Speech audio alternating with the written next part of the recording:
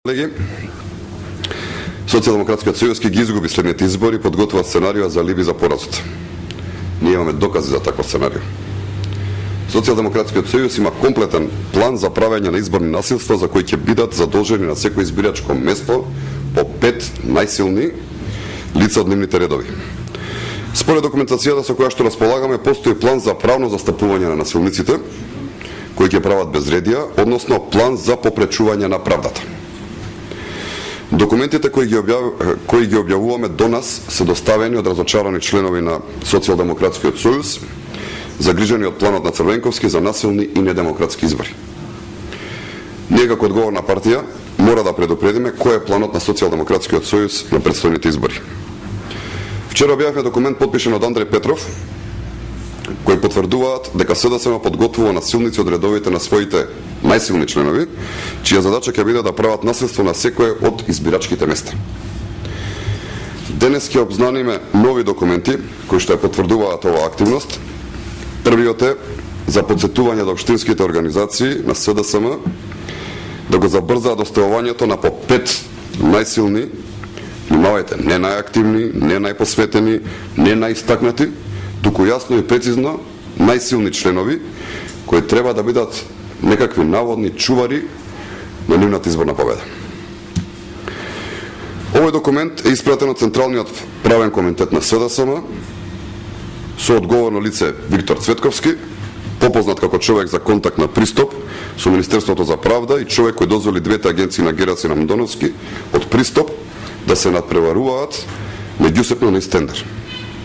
И сега овој човек, Виктор Цветановски и Андреј Петров, регрутираат насилници за изборите. Второто партиско депеше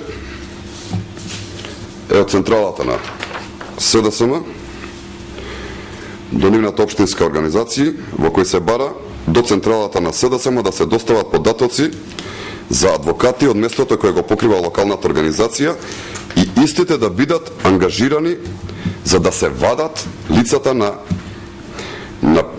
лицата од правдата на 5 насилни членови на СДСМ кои што ќе прават инциденти.